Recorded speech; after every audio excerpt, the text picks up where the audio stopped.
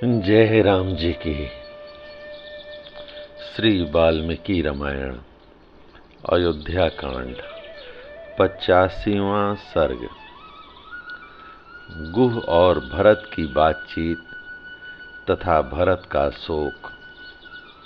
निषाद राज गुह के ऐसा कहने पर महाबुद्धिमान भरत ने युक्ति और प्रयोजन युक्त वचनों में उसे इस प्रकार उत्तर दिया।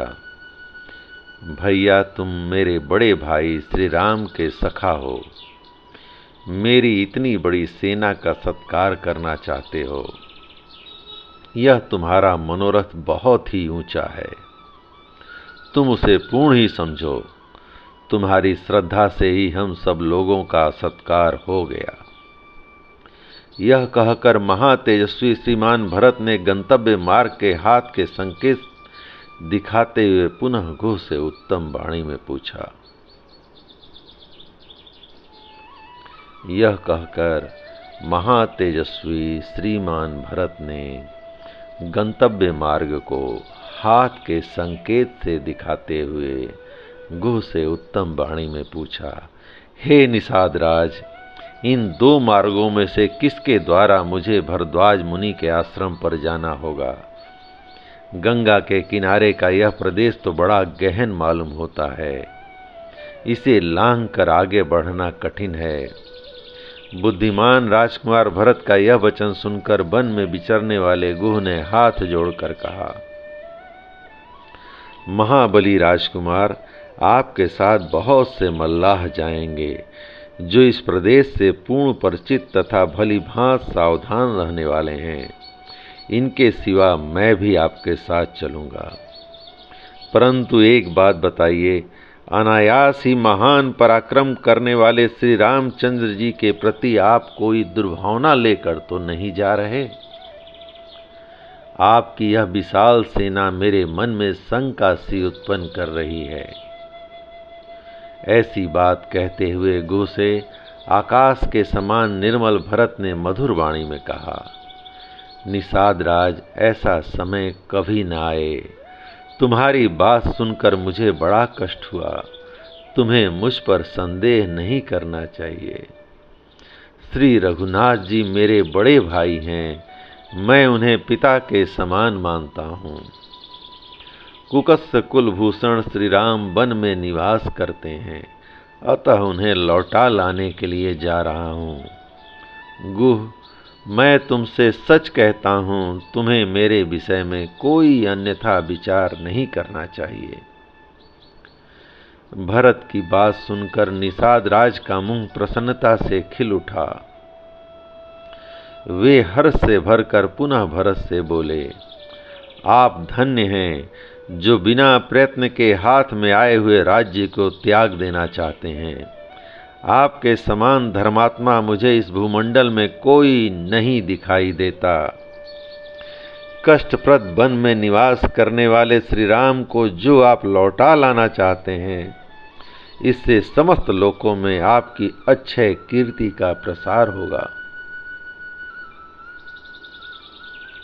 जब गुह भरत से इस प्रकार की बातें कह रहा था, उस समय सूर्य देव की प्रभा अदृश्य हो गई और रात का अंधकार चारों तरफ फैल गया।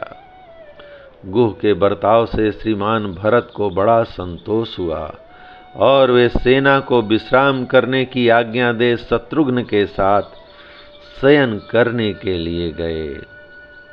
धर्म पर दृष्टि रखने वाले महात्मा भरत शोक के योग्य नहीं थे, तथापि उनके मन में श्री रामचंद्र जी के लिए चिंता के कारण ऐसा शोक उत्पन्न हुआ जिसका वर्णन नहीं हो सकता।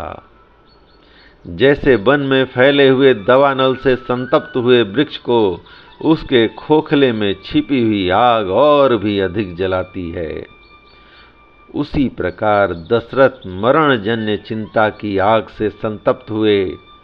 रघुकुल नंदन भरत को वह राम वियोग से उत्पन्न हुई शोकाग्नि और भी जलाने लगी। जैसे सूर्य की किरणों से तपा हुआ हिमालय अपनी पिघली हुई बर्फ को बहाने लगता है, उसी प्रकार भरत शोकाग्नि से संतप्त होने के कारण अपने संपूर्ण अंगों से पसीना बहाने लगे। उस समय कैकेयी कुमार भरत दुख के विशाल पर्वत से आक्रांत हो गए थे। श्री रामचंद्र जी का ध्यान ही उसमें छिद्र रहित शिलाओं का समूह था। दुखपूर्ण उच्छ्वास ही गैरिक आदि धातु का स्थान ले रहा था। दीनता, इंद्रियों की अपने विषय से विमुखता ही वृक्ष समूहों के रूप में प्रतीत होती थी। शोक जनित आयास ही उस दुख रूपी पर्वत के ऊंचे शिखर थे। अतिशय मोह ही उसमें अनंत प्राणी थे। बाहर भीतर की इंद्रियों में होने वाला संताप ही उस पर्वत की औषधियां तथा बांस के वृक्ष थे। उनका मन बहुत दुखी था। वे लंबी सांस खींचते हुए सहसा अपनी सुध बुध खोकर बड़ी भारी आपत्ति में पड़ गए। मानसिक चिंता से पीड़ित होने के कारण नरश्रेष्ठ भरत को शांति नहीं मिलती थी। उनकी दशा अपने झुंड से बिछड़े हुए वृषभ की सी हो रही थी। परिवार सहित एकाग्रचित महानुभाव भरत जब गुह से मिले, उस समय उनके मन में बड़ा दुख था।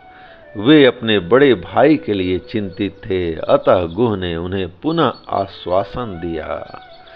जय राम जी की। इस प्रकार श्री वाल्मीकि निर्मित आर्ष रामायण आदि काव्य के अयोध्या कांड का 25वां सर्ग पूर्ण हुआ।